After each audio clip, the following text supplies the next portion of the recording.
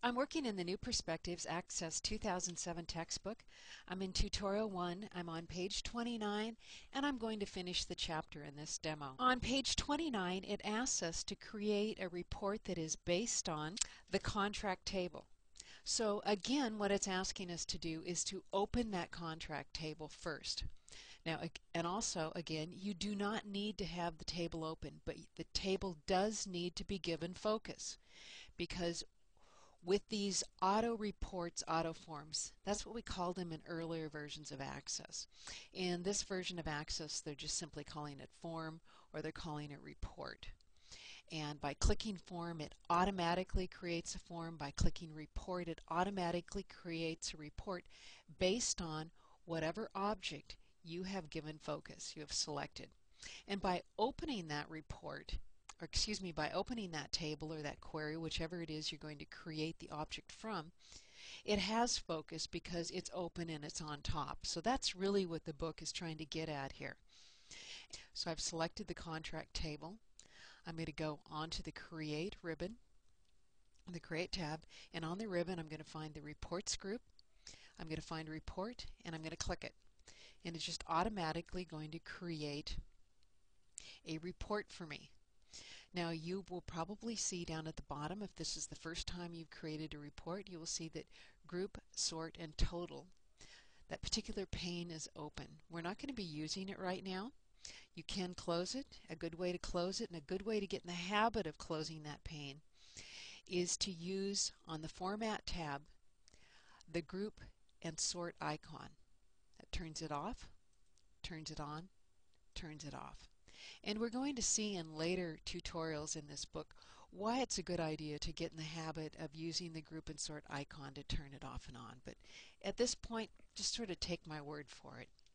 Now, in order to give myself more room to work with the report, I can collapse my navigation pane. I'm in Layout View. I know that because when I click my drop-down arrow, I can see that I'm in Layout View. And also when you're in Layout View, you're going to see these orange lines appearing around various objects that you select on your report. You can see I have lots of room for contract num, don't really need it. Also, you see these gray dotted lines? Those define your page margin. So when I click over here, you see how this field comes straight up to the page margin. I don't want it to go past that gray line. If it does, it's going to create an additional page, and probably that page will be blank. So we're just going to leave those margins alone right now. And let's just take a look at this report. Let's kind of scroll down through it and see what we have here. And what the report has done for us automatically is totaled my contract amount.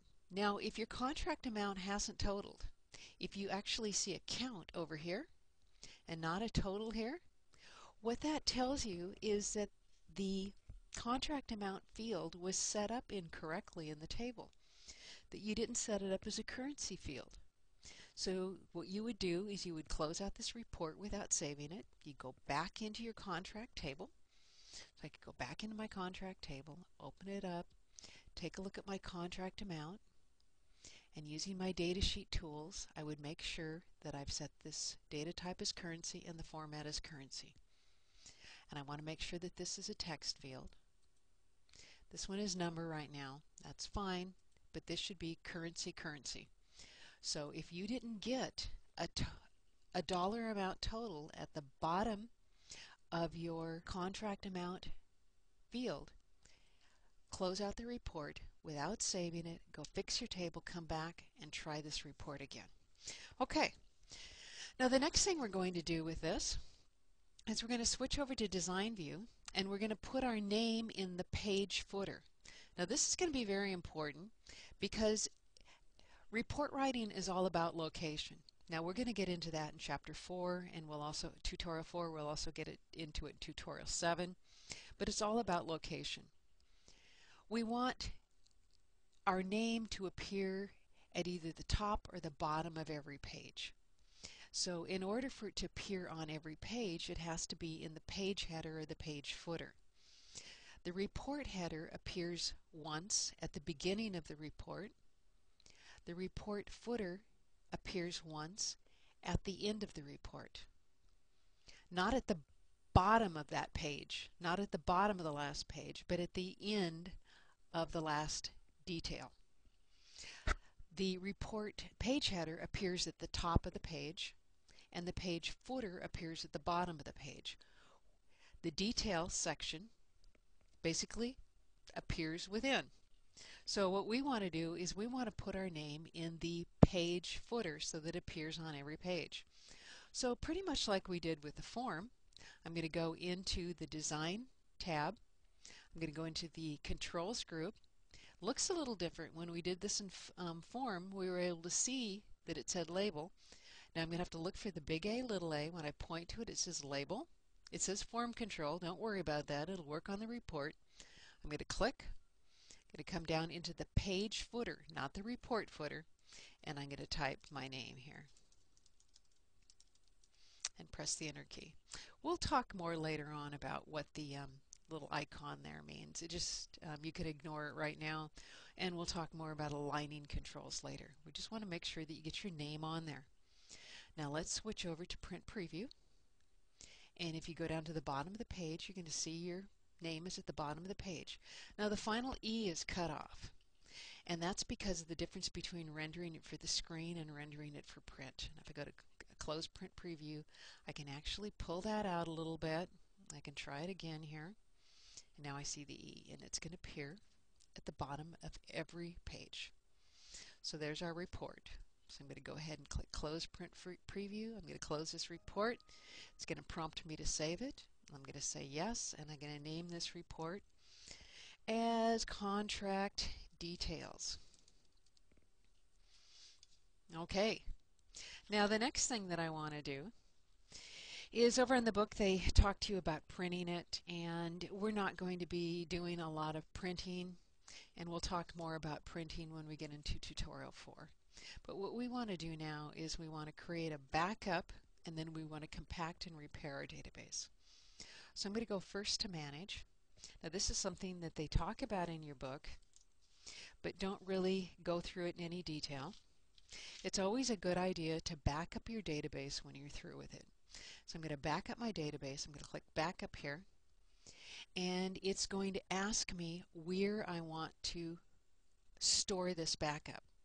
Now you should store your backup in a location other than the one that contains your working copy of the database. I've got this one on my desktop, and so maybe I want to put my backup over on a network drive or a flash drive. I want to put it somewhere else so that if I lose my flash drive, if you're carrying this to campus or something like that, I've got a backup of this database in another location. So I'm going to store this over on a network drive, and so I'll just put it in. I'll create a new folder over here, and I'm going to call it Access Homework Backups. That'll work. And I'm going to store my backup in this file. Okay, so now I have a backup. So if anything happens to this database, I can restore from that backup. How do I restore from it? Well, basically, I just copy it and give it a new name.